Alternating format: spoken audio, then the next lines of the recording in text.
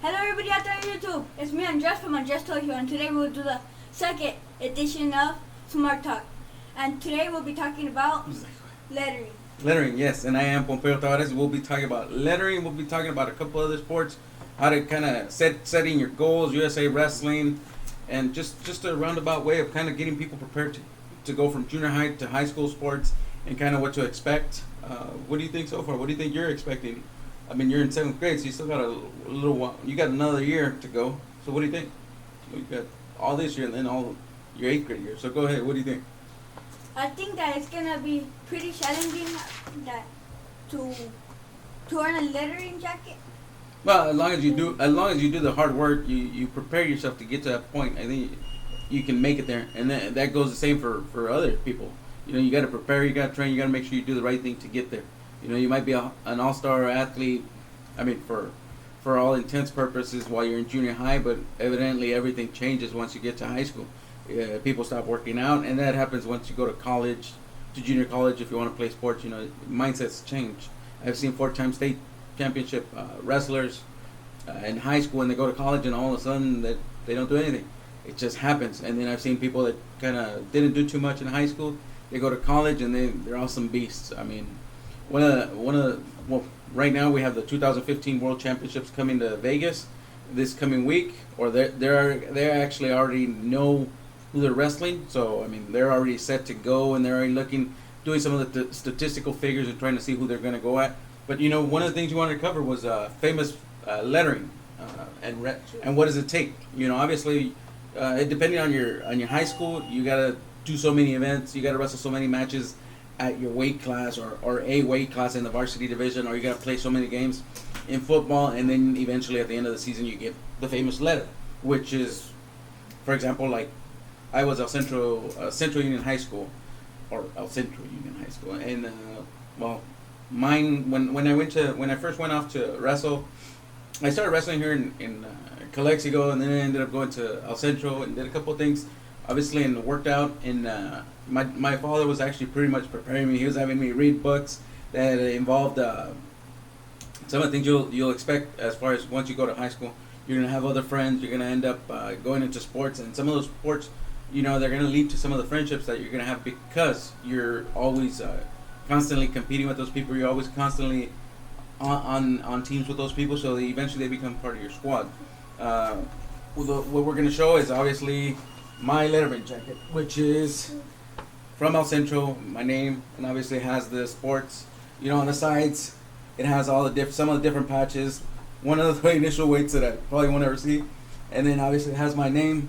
You know, it has, obviously I was a class of '96 graduate, and I was on an undefeated Desert Rallies team, league wrestling team. I won different championships, so they gave us patches. Obviously, my letterman jacket isn't fully there. Hold on, let's cover his face. Yes, I was a Spartan. So, indeed, you know, getting that letter, you know, it was a good thing. Obviously, I was one of the 4-time high school wrestling lettermen here in Central. What can I say for on this? What do you think? You know, about being a 4-time letterman, or me being a 4-time letterman? That's impressive. It's impressive. I mean, it's probably not as impressive as this guy, because Jordan Burroughs was he won state championships. He wrestled another great wrestler, Molinaro, and but I think I ended up doing pretty good. I ended up being top 32 my senior year in the state of California, at least at the state tournament, and it was a great accomplishment. My father had always wanted us to work hard to get to that point. Obviously, I didn't finish the goal in place or anything like that, but I think part of being an athlete is you have to be motivated. You have to want to do it. I think you love sports probably more than I do. I love playing games. It just happens. So you're probably more competitive than I am. I've gotten the opportunity to train wrestlers at the professional level here in Mexicali, and help out some of the MMA guys when they need a wrestler, come and help them out with some of those different strategy plans. What do you think? What's your overall thought or your expectation of going to eventually? I mean, you're in 7th grade and you're just started to play sports. You played as a 6th grader. You played sports in junior high. So what do you think? How do you feel about entering this year? I feel good. I feel like I'm a child for a sport again. Right. So it's pretty. I feel confident because how I made it last year. Right. Playing with the 7th graders as I was Right. a 6th grader. Do you even worry about it? Do you really pay too much attention? No. What's the hardest sport you've played? Because I've put him in sports because my father put me in sports, and I was like, hey, it's pretty cool. I'm probably pretty hardcore at making sure that everything's set. Not that I dislike losing, but I realistically love winning. I hate the feeling of losing, and winning is kind of like you just go with the flow. It's winning, but I just don't like losing because it shows that there's something that I did wrong, something where it's like, hey, it's good because I can always go back to the drawing board from and even now as I mature, and you're always constantly maturing, constantly learning, and I see the USA Wrestling team, and it's like they take a loss as if it's something to work from. Jake Herbert, really great guy. If you ever watch his YouTube videos and stuff, really great guy. He takes those losses as if he's just looking at what to kind of a base to go from. So I think with you're going from 6, and you did awesome. You had a great time. You played soccer, basketball, softball, a couple of things that for me, I never had the opportunity because I wasn't that great at grades back when I was a kid because I guess I had some issues. Eventually I did, and I got my master's degree, so I know I could do it. I just didn't want to do it at the time, and they had me focus in sports. But so let's cover you. What do you think you're going to expect? You got the 7th. You hopefully everything, God willing, everything goes good. 8th grade as well. What do you think? First year in high school. What is it that you expect? I expect to meet different people, different classes. Right. And all I'll be focusing on one of the tryouts. Right. Tryouts, and that's one of the big important factors. There's gonna bunch of different junior highs come together into one high school, and you're gonna have different personalities. You're gonna have people that you have competed against that you're gonna end up being team members. So hopefully everything goes good. Everybody's training hard and everybody's doing the thing because in the end, we're trying to work for the letterman. Realistically, that's one of our goals right now. Once this is, we still got time, but we're looking to get that famous letter. In this one, it's El Centro. We're still debating or talking about where you're gonna actually end up in high school, whether it's Southwest, Central, Brawley. We never know. 2 years. So we're 7th, 8th, and 9th grade. We still got some time, but we never know where we end up. No, we never know where the future takes us. But realistically, we got to prepare for the moment, and I think we'll have you ready. I think Team USA is going to be ready for this coming week, and they're working hard, and they've been doing it since they were kids. I think that's why they've been planning for that moment. They've been wanting that for a long time. I think that's what we're doing. We're setting these goals here today, or not realistically today, because we've been thinking about it. So we've been setting these goals. We know we want to play sports in high school. We know we want to play. We're going to do it this year. We know we want to letter. We know, obviously, we're in the California Interstate Scholastic Federation league. It's sanctioned by that's who sanctions sports in the state of California.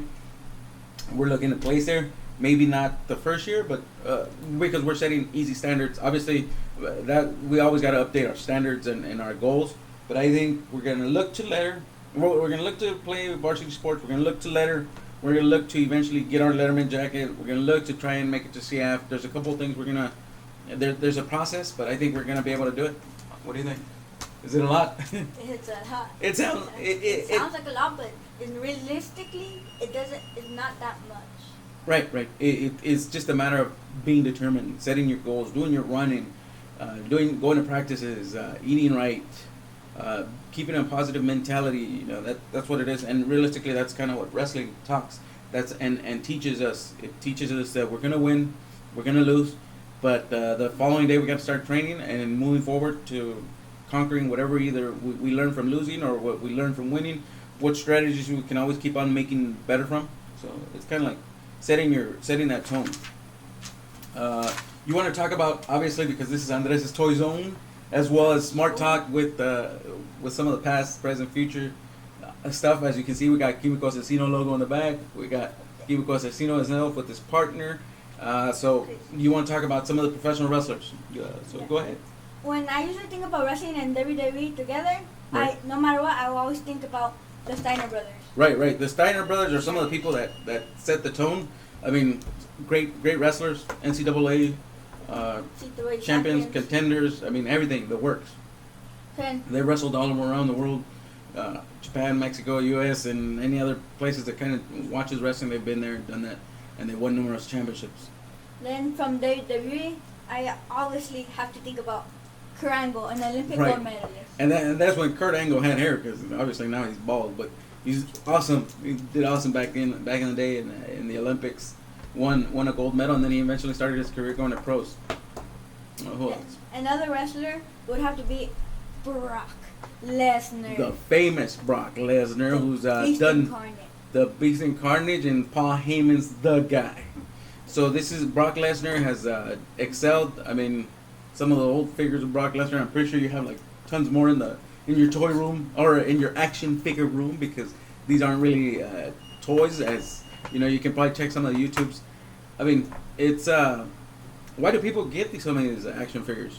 Because some of these people have done great things throughout life, and realistically, it's some of those things that kids play with. Kids kind of they create their storylines, and they kind of start setting themselves for the future as to what they eventually want to do. I think growing up in my town here in Heber, it was kind of hard back in the day because you didn't have a lot of professions out here. You have a lot more now, and there's a lot more things that we want to do. Since fourth grade, I think I always wanted to be a professional wrestler. But realistically, my father had said education and sports as one of those main places where you could place your feet and move up and accomplish something. I mean, obviously, what we always worry about is making money to make sure we can pay the bills and stuff like that. But if I could do it again, or not necessarily do it again, but professional wrestling would have been a great thing had I done it.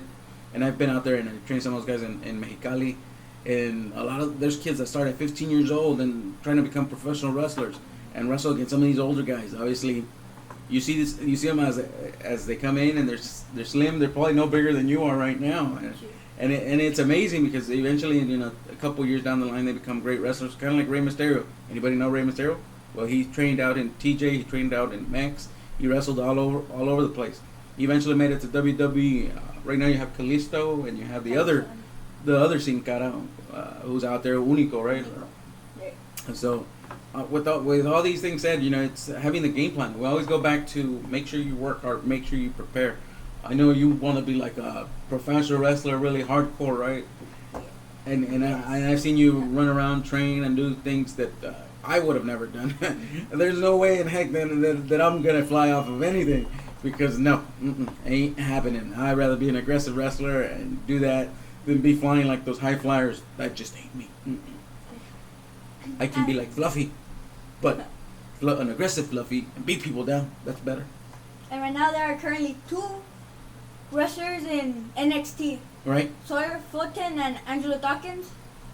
Sawyer Fulton, he's a 3-time NCAA champion and All-American for years. Yeah, there's a lot of guys that set a good ground game. I mean, wrestling in any country, professional wrestling is what I'm covering. To become a professional wrestler anywhere, you always need your basics, and basics are always considered. You have to know the catch game. You have to know the what's it called, Olympic. You have to know Greco-Roman. You have to know freestyle. You have to know, and I mentioned Olympic, but that's how they kind of talk about it in Mexico. Oh, you have to know Olympic style. Well, Olympic is freestyle. I mean, and then you have your Greco-Roman, you have your folk style now in the United States. You have a couple of different things, and you have to have those as your ground games. I know I've conducted exams for professional wrestlers that are moving on up to become professional wrestlers, and it's about a 3-hour-long test in Mexico. It can be 4, depending on how you're doing. One of the biggest things is you got to wrestle with some of these people that, there's people that are out on steroids that are trying to get whatever edge they can to beat you. And I see kids struggle because they don't have the basics. They don't have the Olympic Greco-Roman style. They don't have the Olympic freestyle style. They lack in something or another. One of the things I've done with Andres is kind of take him out to learn karate, take him out to learn boxing, take him out to learn wrestling, because eventually, if even if he doesn't go out and become a professional wrestler, we have set the precedent for him to go out and do what he wants to accomplish.